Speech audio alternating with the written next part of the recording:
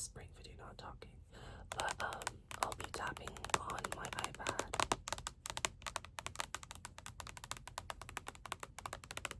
while I talk.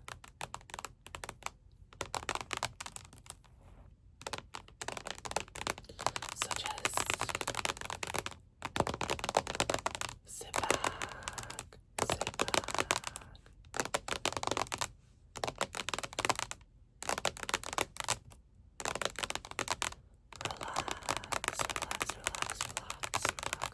relax,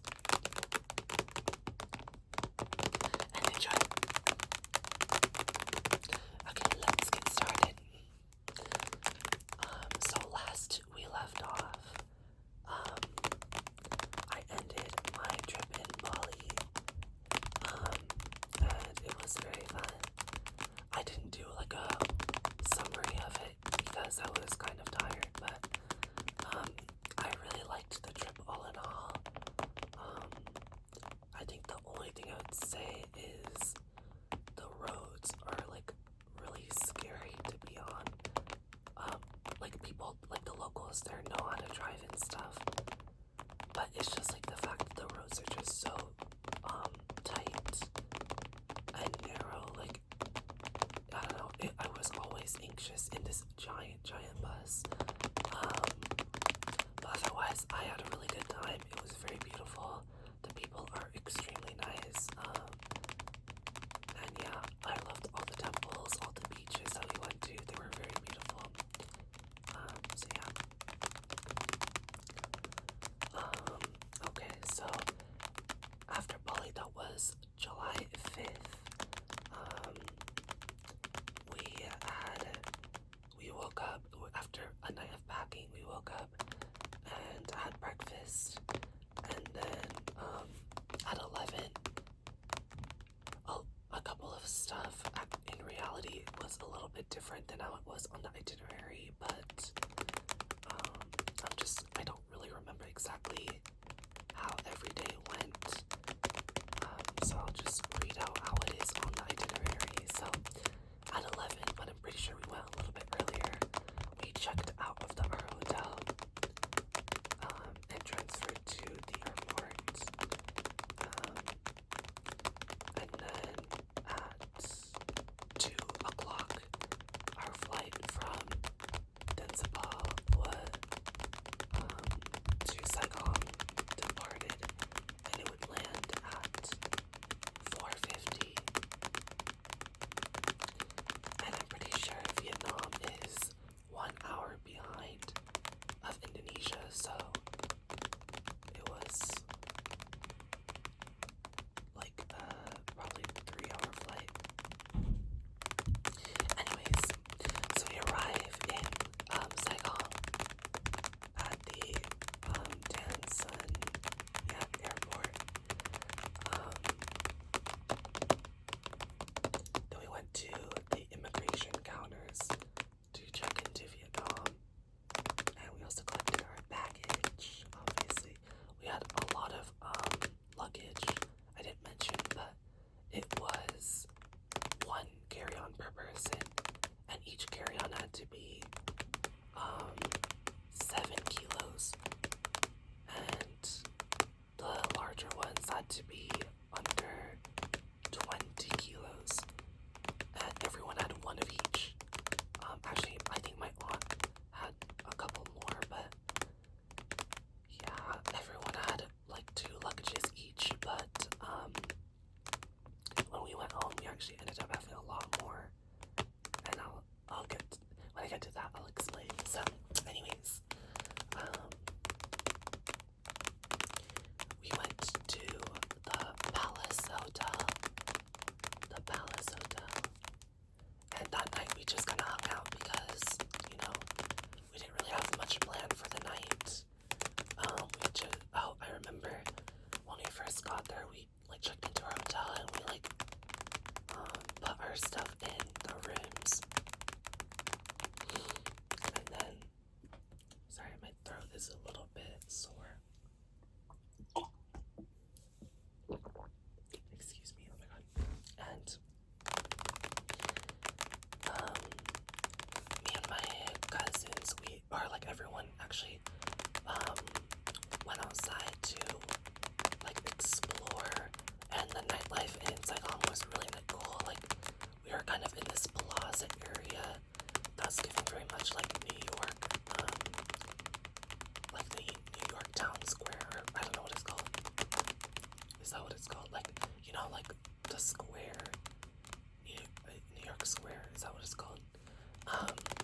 there's like a bunch of like sky-rise buildings and like people in the middle just like congregating and like walking and talking to their like friends and stuff.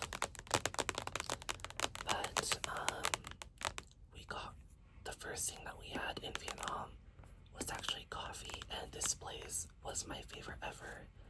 I forgot what it was called actually, but apparently they have US locations, so my cousin recommended us to try it, and I got a matcha.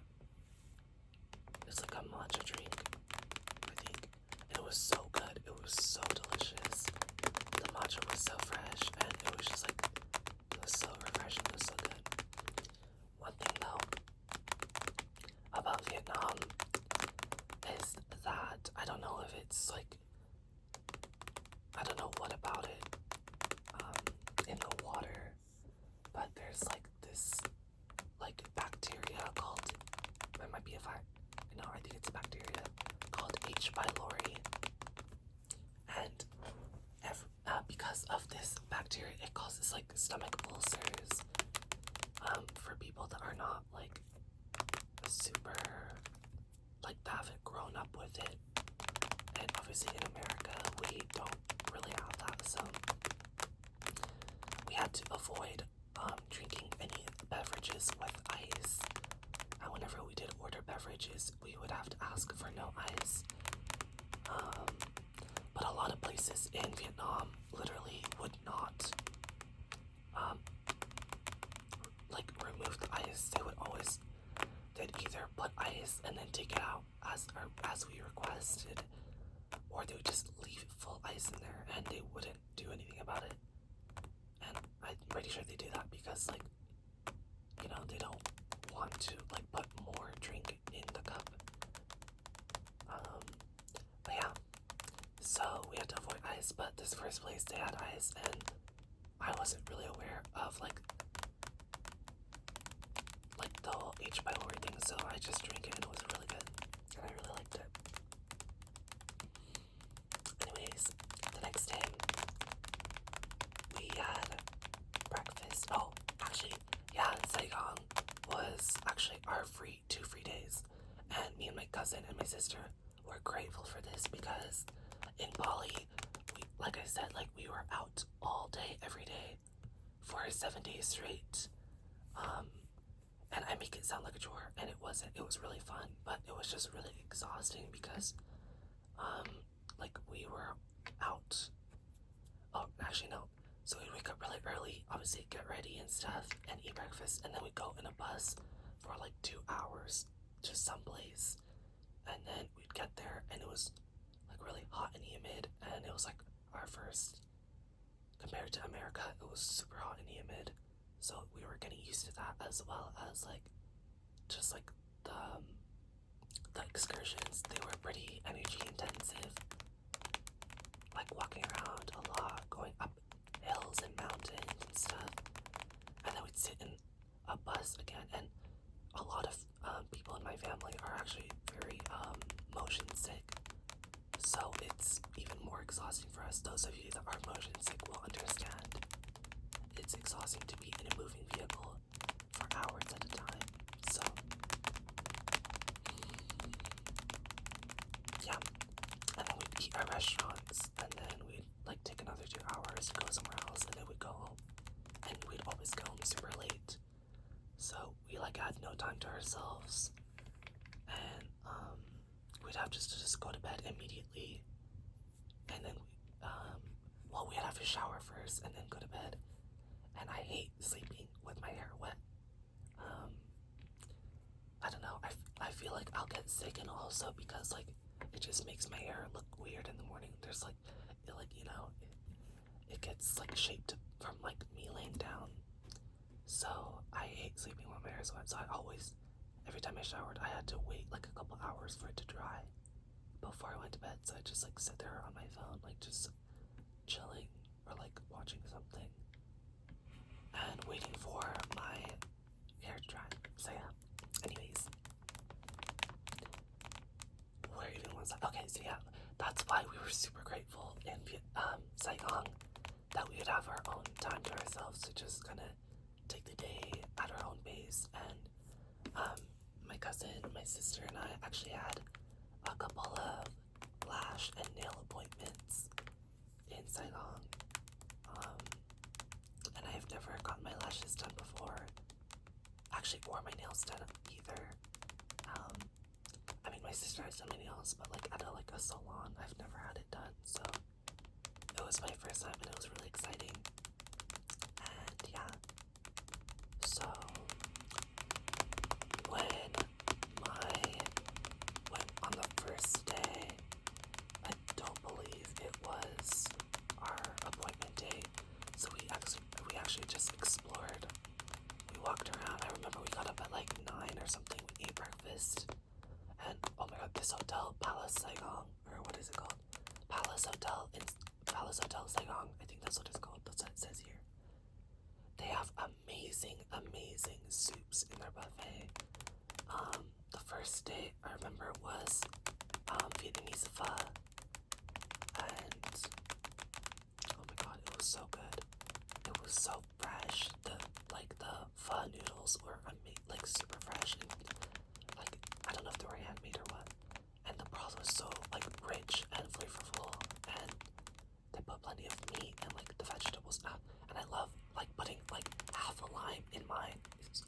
I'm like drooling thinking about it. It was so good. Yeah, we had breakfast, and then we went to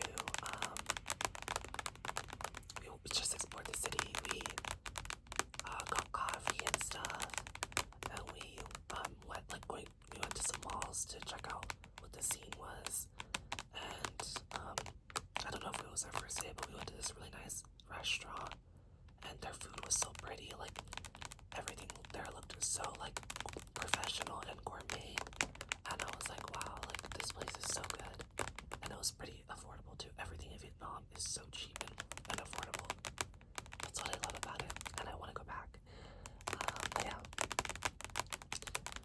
the second day, we got our lash and nail appointments, and it was a really good experience. I got my lashes done with a regular style, but I didn't realize at the time, but their regular style was actually incredibly long. Because when I went to the second, we got our lashes done again before we left Vietnam in a different city, but when they analyzed like our lashes, they said that mine were really long, so they asked if I would want the same length of lashes, and I didn't realize it was so long, so I was like, yeah, sure. But anyways,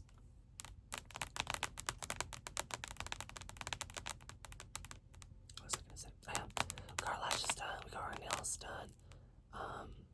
I just got a basic French tip, like just white French tips, as you guys might have saw. And they're really pretty, I like them. And then, yeah, after 2 days in Saigon, we went to an island in Vietnam called Phu Quoc. And I don't know how popular it is. I never heard about it before. But apparently Phu Quoc it used to be a very, very high like tourist destination. So a lot of people would go there. Here's the little description. Phu Quoc is a Vietnamese island known for white sand beaches and resorts, most of which are along the palm-lined southwest coast. More than half of the island is part of Phu Quoc National Park, which features mountains, dense tropical jungles, hiking trails, and wildlife. So, Phu Quoc, I think Phu Quoc was my favorite spot because our hotel was the Novotel Phu Quoc. Yeah, the hotel is so professional, so nice. The bed was the most comfortable bed I had stayed in during my entire trip. Because, like, the other beds were, like, pretty, like, not good. So, but, okay, I'm making it sound bad. It was so comfortable. Like, the blankets, like, everything about it was was so comfortable, so soft. The pillows were so nice, so clean. But yeah. Anyways, our flight was at 10:15. We arrived in Phu Quoc like about an hour later. And yeah, I love the hotel. And they had a private beach and a pool as well. That was the first time I actually went swimming. And I believe the only time, because every other time we went to a beach, I would just chill on the beach. And I wouldn't go in the water. So the pool was really nice. It was like an infinity pool, so it was really cool. And not a lot of people. So okay, the thing about Phu Quoc, actually, I probably should have mentioned every city's kind of quirks. So Saigon is like most people's like initial like city that they go to when they visit Vietnam, because it's like, I don't know, it's like the biggest and the most touristy, or one of the most touristy. And I believe international flights always arrive in Saigon, so I'm not sure, but yeah, Saigon had really, so if you ever go to Vietnam and you really like boutiques and you really like trendy clothing, and you want to buy it for cheap, Saigon is your city. Lots of cute trendy clothing, lots of, there's also a lot of cute cafes, lots of cute bakeries. Vietnam is a country that was colonized by France, so there's a lot of French influence, in that, like the language, the culture, as well as the food. So there's a lot of French bakeries, that sell amazing baked goods. A lot of, I want to say, what are they called? I'm forgetting the word.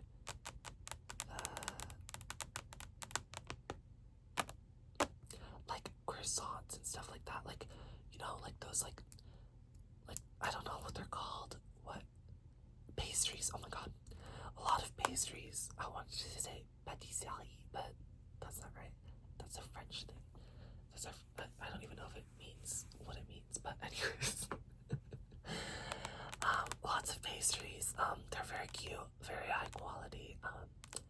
Yeah, I don't eat pastries a lot, so that's why I forgot the word, but anyways. Very cute city, very modernized. When I went to Vietnam, I didn't think that it would be very, developed. Yeah, I'm Vietnamese, so I can say that.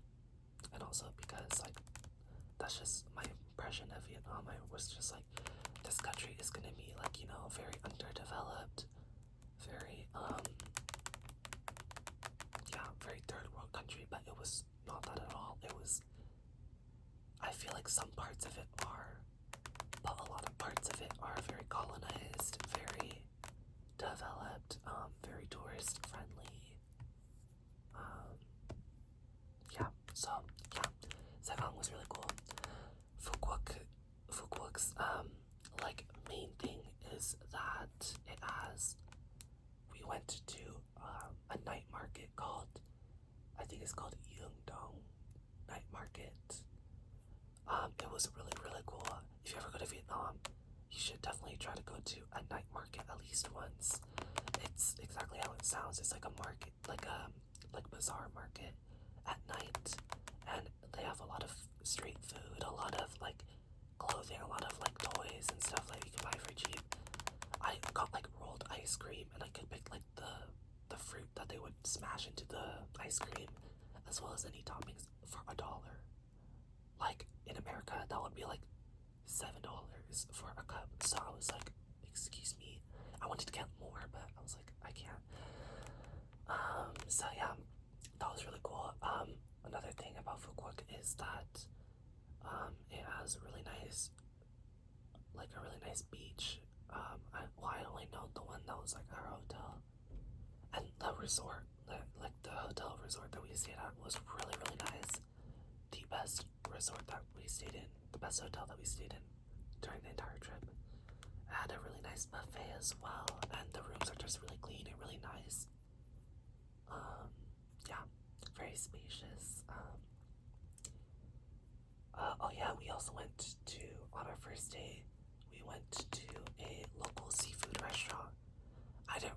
I don't love seafood like that.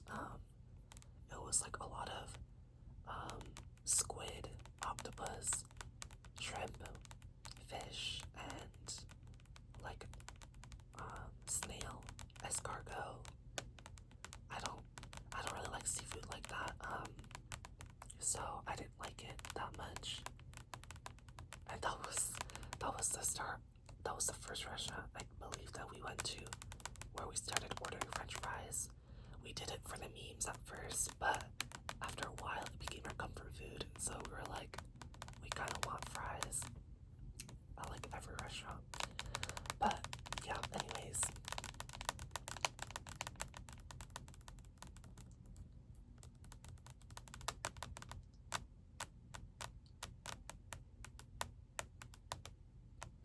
I don't know what that says, and I don't think we did that, so I'm gonna move on. So the next day, we went to,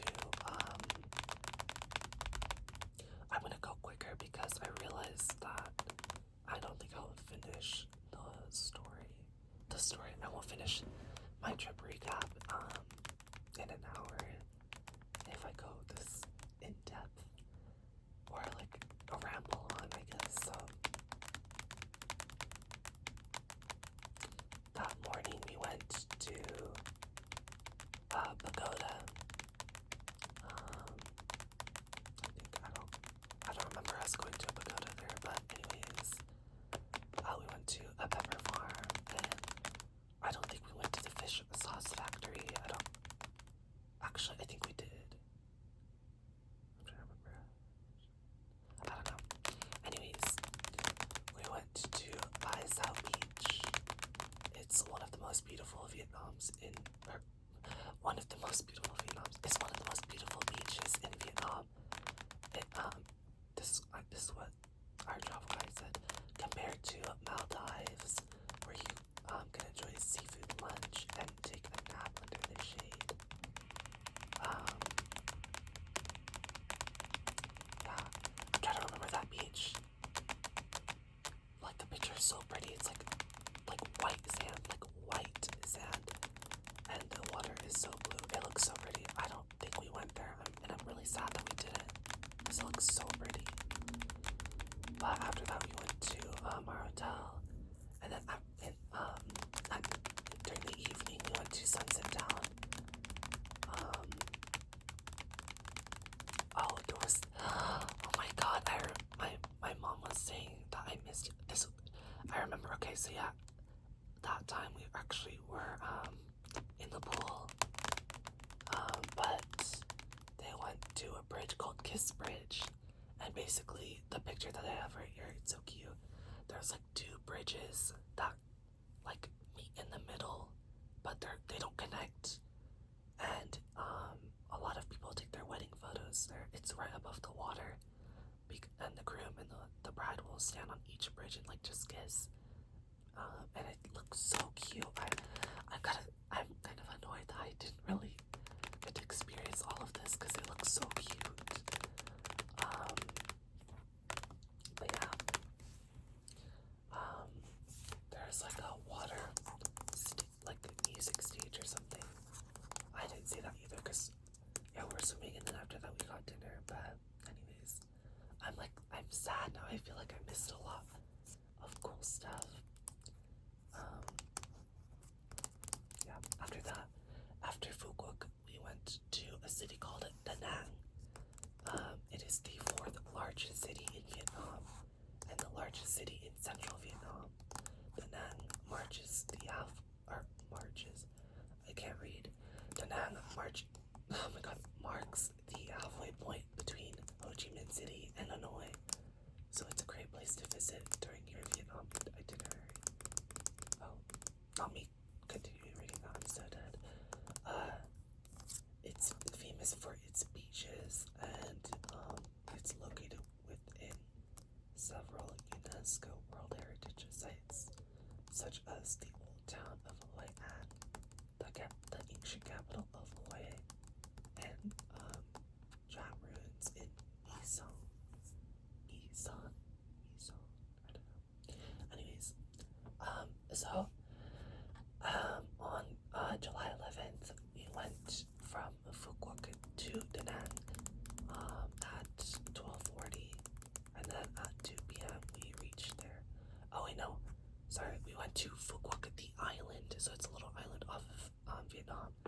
to Saigon, and then we got there at 2, and then at 4, we stayed in the airport for 2 hours. We went to Saigon to Danang.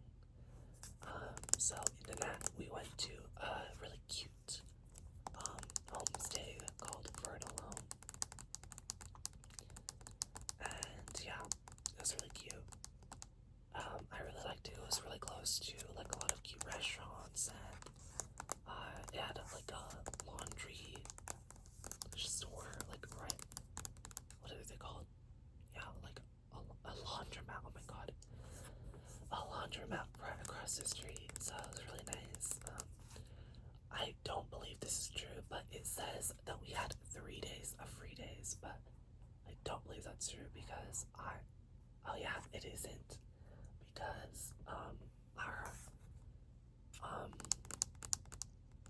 our like family went to a bunch of different cities, so we also got a lot of stuff done. So on the first day, I remember we went to like a bazaar, and Danang was where we went to the most bazaars. I think we went to like 3 or 4 bazaars, and they're basically indoor bazaars. And because the heat in central Vietnam as well as northern Vietnam is so intense, like the insides of these bazaars would get so hot and so humid, and there's so many people, so much. There's like probably like 50 stalls in each bazaar, filled with clothes, like shoes, food, and there's people walking everywhere. In Danang, there was a lot of Korean tourists, which I thought was interesting. And my cousin said it was because in Korean media, Danang is like, it's mentioned a lot. So, yeah, it was very interesting to see a lot of like only Korean tourists. Like there were a lot of other types of tourists, but like mostly Korean. So yeah, we went to bazaars. We got a traditional Vietnamese like wedding dress, like made called an ao dai. In English, that translates to like long dress, or no, sorry, long shirt. Wait, yeah, translate, or it's just like, yeah.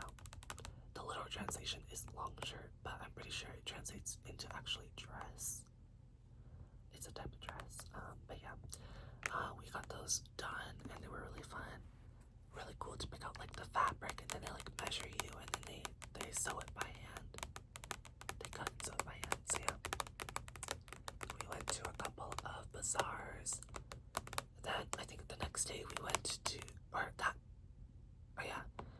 the next day we went to like a couple restaurants, and then at night we went to Hoi An, which is like it's like a really cute city that has like a bunch of lights. Like at night, the reason why we went at night is because we wanted to see like the nights of the city at night. What did I even just say? They wanted to see like the night lights from like all the buildings and stuff. But the thing was, I think we got sick during that time, so me, my sister, and my cousin ended up staying back. So we were sick, so we didn't get to go. But my mom said it was super, super, super crowded. Like it was so crowded that like people were walking in the street. Like there were like hordes of people walking in the street. It was so crowded. So yeah, it was pretty crazy, but they got a couple cute pictures, so that was fun. The next day we went to my dad's hometown, which is called Hue, and this city is especially known because of people's very unique accent. People in Hue have an accent that a lot of Vietnamese speakers actually don't, like at least like American Vietnamese speakers don't really understand, because it's just so different. But my grandma and grandpa speak in a Hue accent, so I've grown to like love it, and I've grown to like understand understand it pretty well. But a lot of people, yeah, can't understand it. Like my sister and my brother, they're still learning Vietnamese. They're not very familiar with it, so they had a hard time understanding people in that city. But it was really fun. We went to a bazaar when we first got there. We visited my grandma's brother, I think our brother-in-law, actually. And then we visited my grandpa's sister, or his younger sister. And this, like, where it makes me really sad is, like, they're all pretty old, and we'll probably probably won't get a chance to visit them again before they pass away. And it makes me really sad because I really value, like, my older, relatives. And it makes me really sad that, like, I only got to see them, like, once. So, yeah. Yeah, I regret not really, like, speaking as much to them. I feel like I should have spoke more to them, but, oh well. Maybe it'll encourage me to save up enough money to go back on my own terms, because I really value that time spent with family. But yeah, we visited them. It was really, really fun. It was super rainy that day. I remember, we had to, like, run in and out of we kept getting, like, in Vietnam, they, instead of, like, Uber or, like, Lyft, they use a company called Grab. So we kind of rented, like, a Grab driver for the whole day. And so we had to keep running in and out of the Grab car. It was really fun. After that, on Monday, we went from Danang to Quang Ngai, which is my mom's hometown. Quang Ngai is one of the more rural cities. It's one of the more underdeveloped cities. A lot of stuff there is incredibly cheap. Yeah, the food is, like, dirt cheap. It's like, I don't know, like $1 for a plate of food. Like, it's kind of sad. Like, I feel bad, like, paying so little for, like, such a large amount of food, like, compared to America, at least. But for them, like, you know, it's respectable pricing, I believe. So, oh yeah, here's a definite, or like a little description of Hoi An, the city that, like, looks really pretty at night with all the lights. Hoi An is known for its well-preserved ancient town, cut through with canals. The former port city's melting pot history is reflected in its architecture, a mix of eras and styles from wooden Chinese shop houses and temples to colorful French colonial buildings, ornate Vietnamese tube houses, and the iconic Japanese covered bridge with its pagoda. So that's actually a really cool description. I kind of wish I went, but yeah, I was feeling really sick, so I couldn't.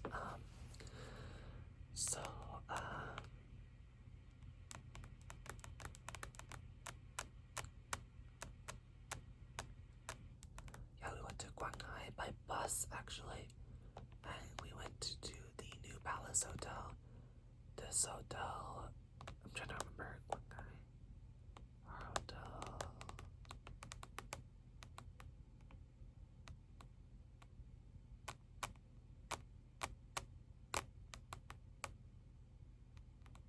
Am I dumb? I don't remember.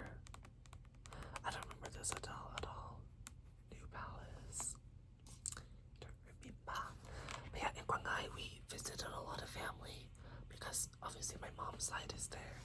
So we visited a lot of our it would be our great aunts, I believe, because our grandmother's sisters. Yeah. So we visited a couple of her great aunts, and they were really, really nice, super kind, super loving. It's so interesting to like visit family that like you don't really know, but like because they know like your parents, they are like immediately open arms, like they're immediately so kind and so loving. It's like almost, it's so touching. Like I loved meeting them. Like I said already, like I love like the older generation. I love meeting my relatives. And so it was really heartwarming for me to be there and kind of get to know them a little bit.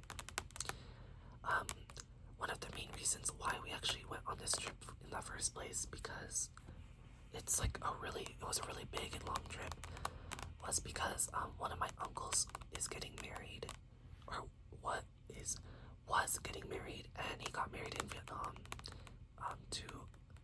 and his bride was from Vietnam, so that's why we were there. So yeah, this was the wedding.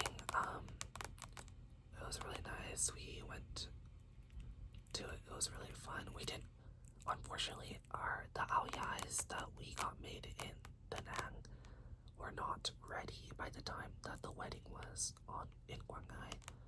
So I didn't have an ao yai, but like I didn't bring one because I don't have any here.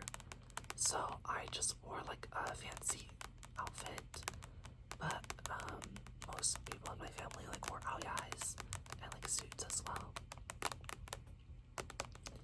The wedding was super pretty. It was super hot though. We had to like wait outside for a bit for some reason. I don't know why. We had to wait outside for a bit. I guess like to wait for the wedding reception people to finish setting up. But I was like, I don't. But yeah, we went to a lot of bazaars in Quang Ngai as well. We went shopping a lot and explored the city. I apologize for a lot of the background noise. My siblings are home also. Anyways, on Friday, July 19th, we went to Sapa, which is a city in the north, and it's so close to the north that it's actually bordered with China. So we went to July Airport, to Hanoi. Oh yeah, the airport is in Hanoi, and then we like took a bus from Hanoi to Sapa. So we went to the airport at 9:20. We arrived at 9:20, and then we got to Hanoi at like 10:50.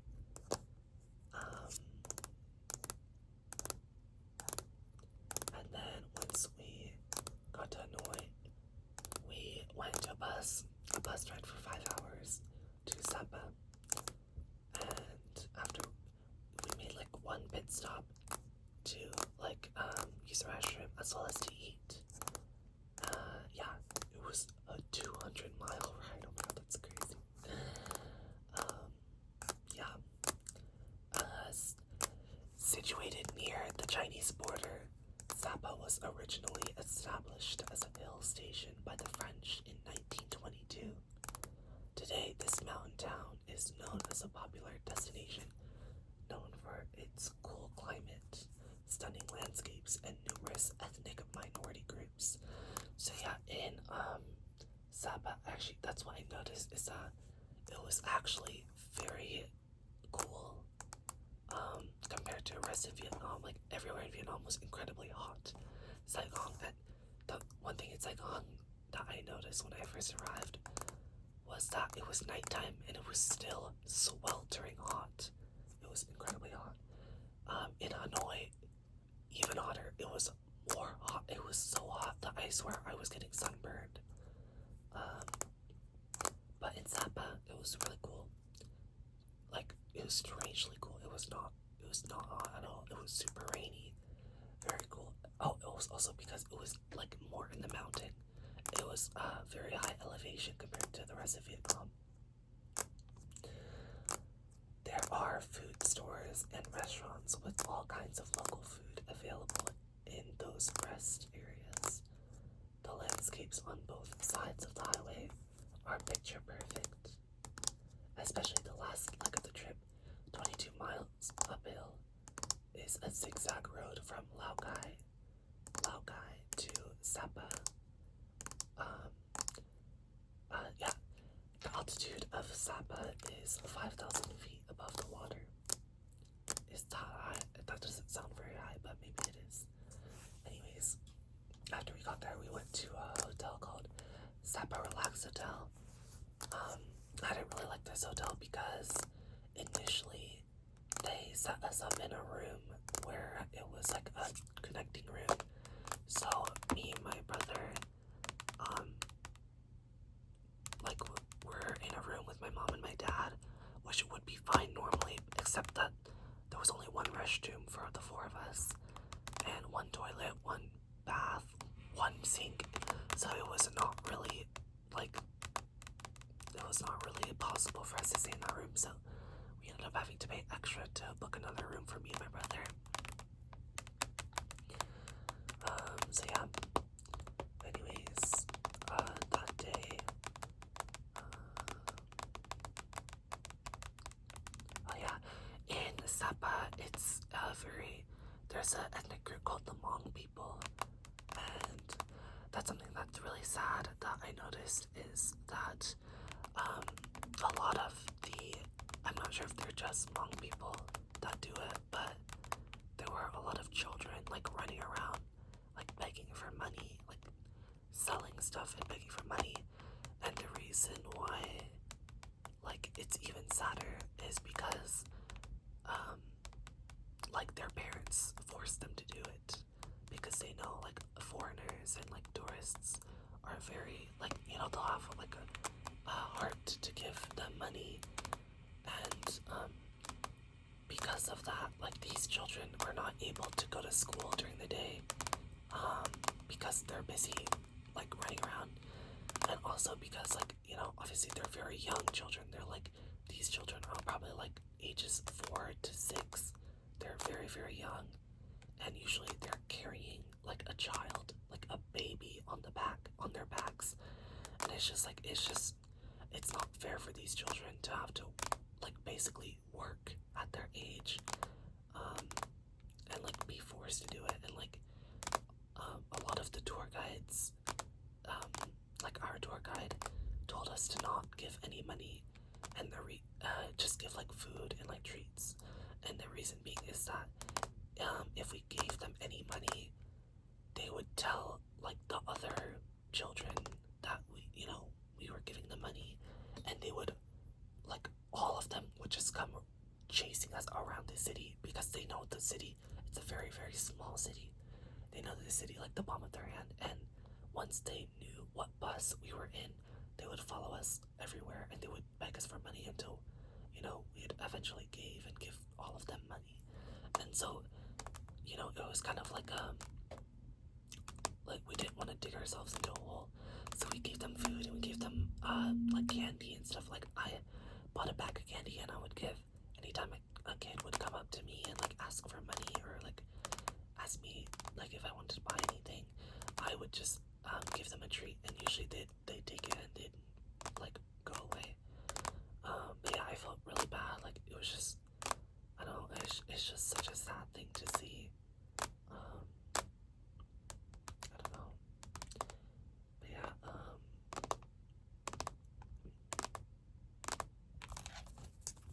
they have a lot of, like, traditional, like, things for sale there. So they have, like, hats and, like, clothing. They had really a lot of, like, pretty, like, traditional outfits, but I don't think they're for sale. I think my mom said that you had to rent them out, or, like, you could rent them out for pictures and stuff. But yeah, the next day, on July 20th, we went to Cat Village. Unfortunately, the name is actually a misleading thing. There's no cats there, which was really sad because I wanted to see a lot of cats. But, yeah. What was I gonna say? Oh, yeah. it's a village that is very like tourist centered, but it like at the entrance they charge like a fee, and then you go down and it's like you go downstairs for maybe like an hour. It was like a lot of stairs, but as you go down the stairs, this is all outside by the way. As you go downstairs, there are like shops on each side, so you can like look around and it's like really cool. But it was also kind of scary because it was really rainy, so like the stairs were getting wet and like it was kind of slippery, so it was kind of scary, but it was really fun. Yeah, the terrain is pretty challenging, so make sure you wear proper hiking boots. There's a lot of climbing up and down, and there are a lot of steps and steep hills. Also, if the weather is rainy, the area tends to get muddy or filled with rainwater. Some parts of the trail are slippery, especially if the weather is rainy. So yeah, that's exactly how it was. But yeah, there was amazing views. Once we did get like further down, there was like gorgeous views of the mountains. It was like the mountains, and it was super foggy and like misty, so they would like block the mountains, but like you could still see the peaks.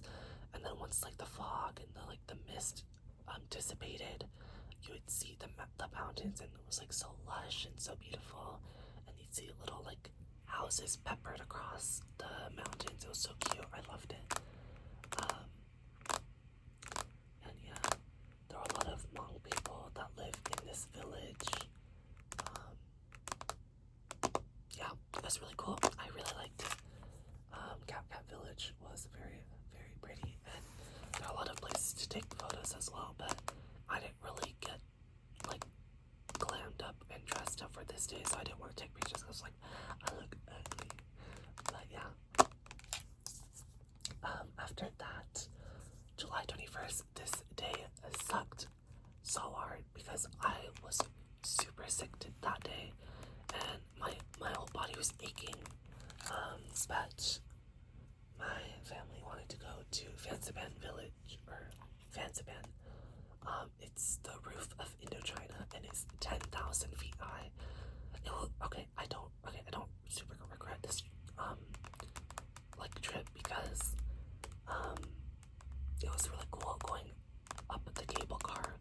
So the cable car was like 20 minutes or like 10 minutes up and 10 minutes down.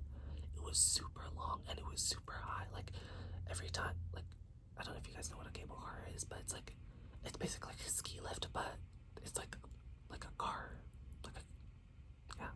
like a closed like thing instead of like just an open lift.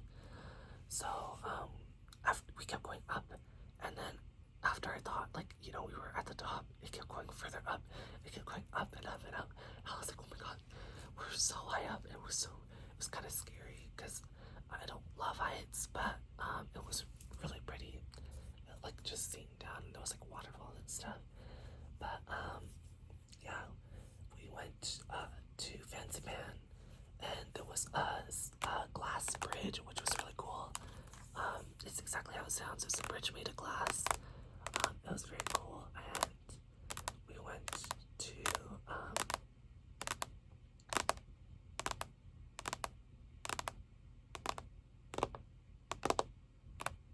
oh wait, oh yeah, it was a 20-minute ride, a 20-minute cable car ride up in Fansipan. It's the longest 3-rope cable ride in the world.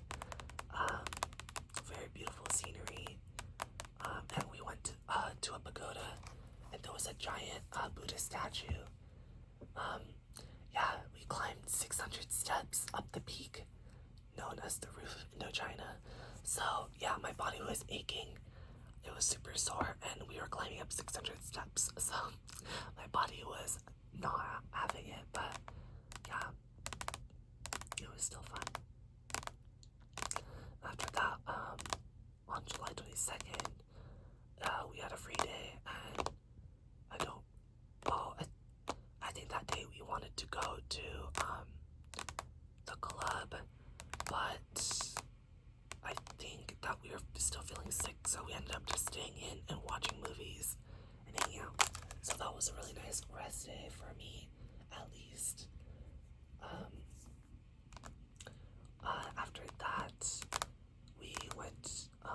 checked out of our hotel, and then we went to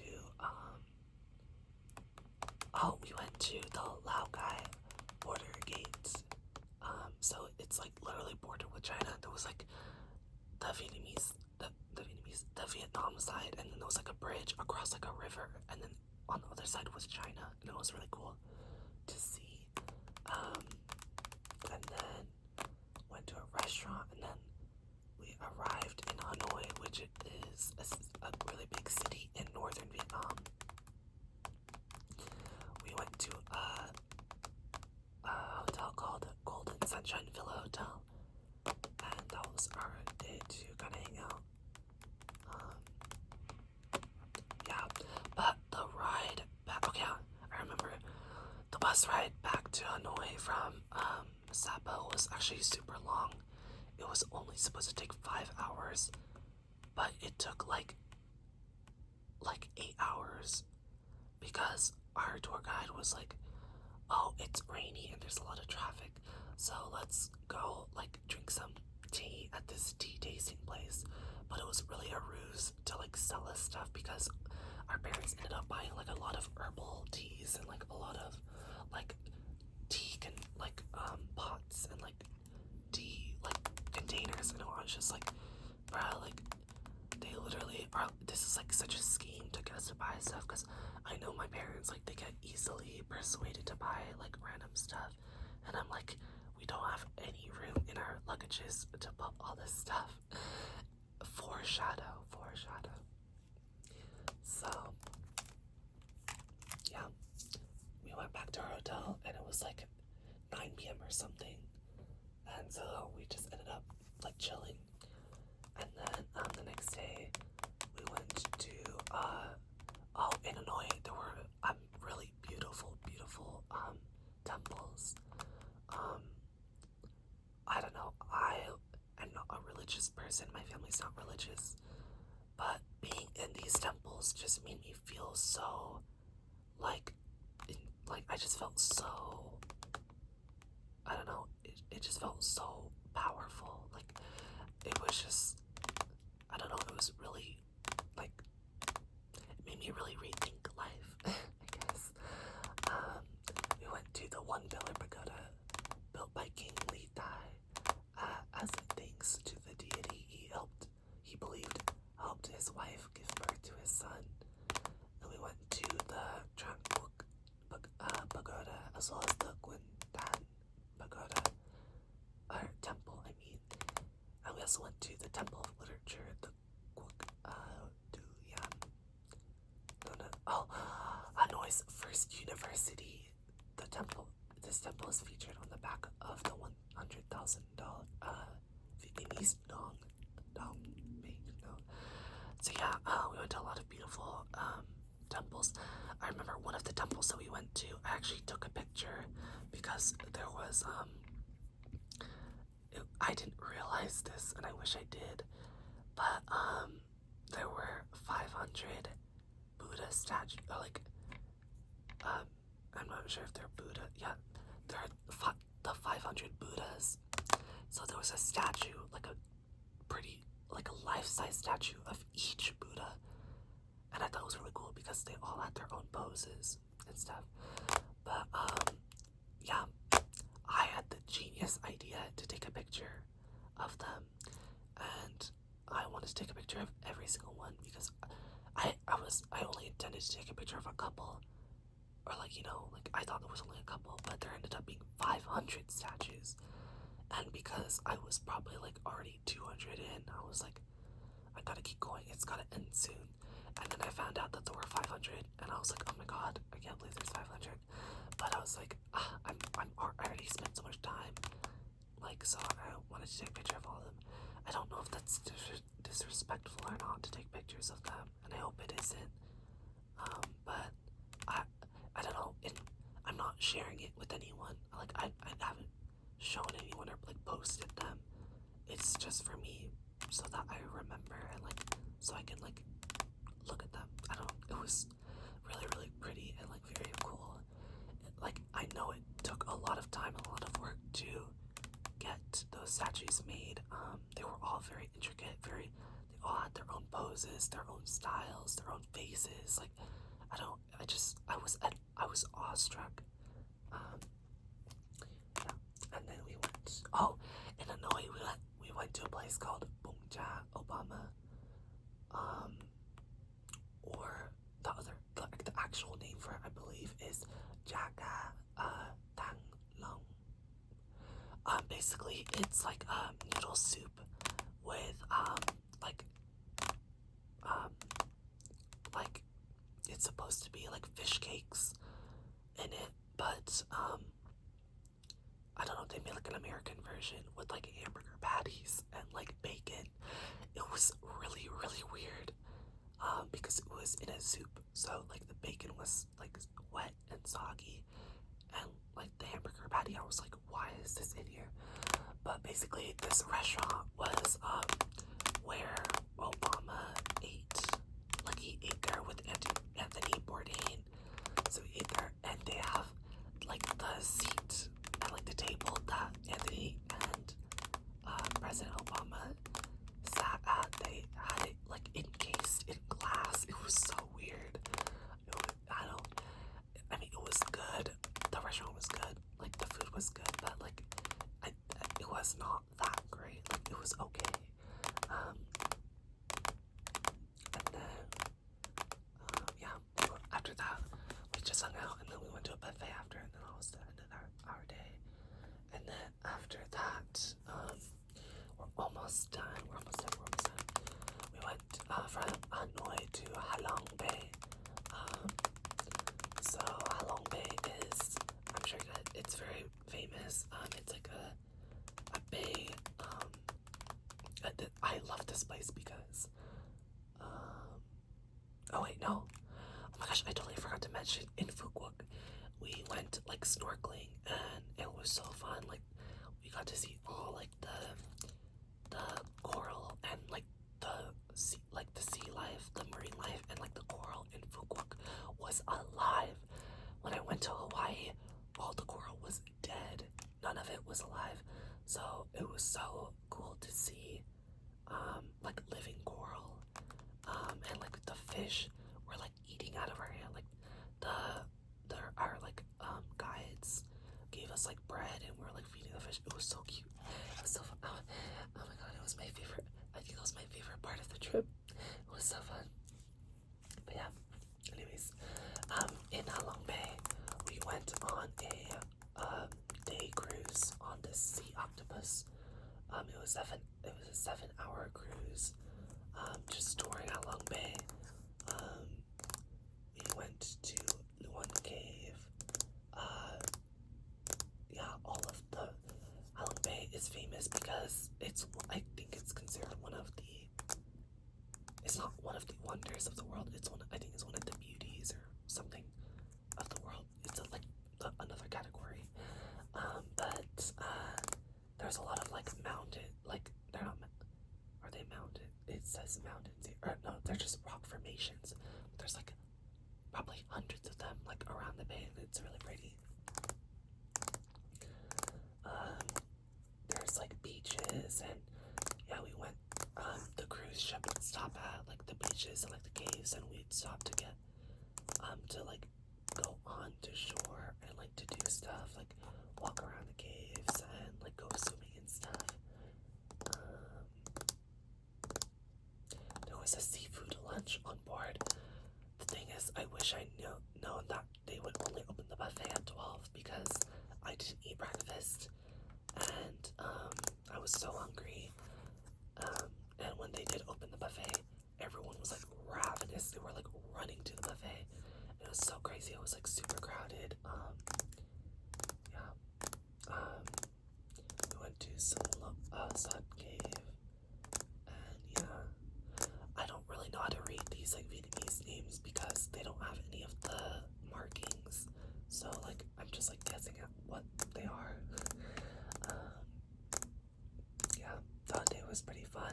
I felt bad because my mom kind of got separated from our group. She had to go with my uncle because like something happened with like the tickets, and so they ended up my mom ended up getting separated from my family. So I was kind of sad about that. but I mean, we got to like meet each other on like the what is it, like the beaches and stuff, and like the caves and stuff. So that was fun. After Halong Bay, we went to Ninh Binh, which we went to the Biden pagoda, and we visited the landscapes of Drangman. We went on this was our last day, and we went like canoeing, canoeing. We had a guide canoe us around. It was really fun. It was really, really, really, really beautiful. I honestly liked it better than Halong Bay. There was more like greenery and stuff. And yeah. We visited the island called King Kong Island, where they filmed one of the movies there, where King Kong Skull Island was filmed. And then we visited Biden, the largest Buddhist pagoda in Southeast Asia. Actually, I think Biden was where I took a picture of the 500 Buddha statues. I think that's the temple that it is at. And then yeah, that was fun. And then yeah, that was our last day in Vietnam. And yeah, that kind of wraps up this video. Let me just kind of summarize this trip. I think Vietnam was a very, very fun trip in general. It definitely exceeded my expectations. I didn't expect it to be as fun as it was. In the future, if I ever went back again, the top 3 cities I would visit are Saigon, I would visit Phu Quoc, and I'd visit Danang. Saigon, obviously, because it's like the city that you start in, and also because of the cute clothing and like the bakeries and the coffee shops.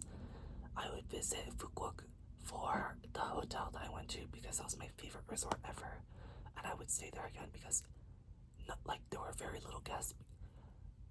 I forgot to mention, and I guess I'll just kind of briefly go over it, but Phu Quoc used to be very touristy, and they were actually building it to be a tourist destination, but that was before COVID, and then during COVID it shut down completely, and so now it's kind of in a limbo stage where there's a lot of empty hotels and empty buildings made for tourists.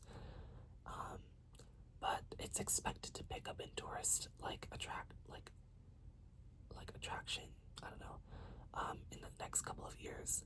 So yeah, my hotel was very pretty empty. There were still a lot of guests, but I know that there were not that many guests. So I'd go there because obviously I really liked it, and I liked the night market as well. I would go back to the night market. It was really, really fun. And then Danang, I would go back because I want to get my aoyais made again, and I'm interested in learning how to sew and make my own, so I want to learn from them. I really like the bazaars, and yeah, everything in Danang was really cheap, and the food was really, really good. I really liked it there as well. So, and also, yeah, there were also really cute boutiques as well, so I really liked it there as well. So yeah, those are my top 3 favorite cities. Also, obviously, I'd visit Hoi and Quang Binh because that's where my family's from. My relatives are from. And yeah, it was very fun. I had a great time, and I'm so blessed that my family was able to go, and I'm so grateful for them to be able to afford this trip, because even though everything in Vietnam was very cheap, like the flights to Bali, the flights to Singapore, the flights back to America, the flights to Vietnam, transportation to and from the restaurants, to and from the excursions, the cruise, everything, the wedding, oh my god, everything was adds up, and it was a lot of people as well, so I know it was really expensive, so I'm super grateful for them for that, and I'm super blessed to be able to go. Yeah, I'm so happy that I was able to go. That was my first time ever visiting Vietnam, and it made me feel closer to my heritage, and yeah, I definitely recommend, if you're able to go, to visit where you are, your heritage, and visit where your family is from.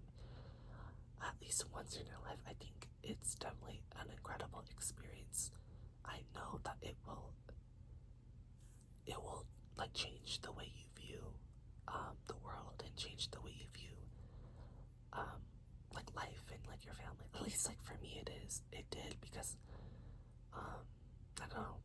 It was just really a life changing experience. I definitely have to say. So yeah, if you are still here at the end of the video and if you're still awake, I hope I want to thank you for watching all the way, and I hope that it was kind of relaxing. I know it was kind of crazy. I kind of rambled a little bit too much. But yeah, thank you so much for watching this video. And if you did enjoy as much as I enjoyed making it for you, please don't forget to leave a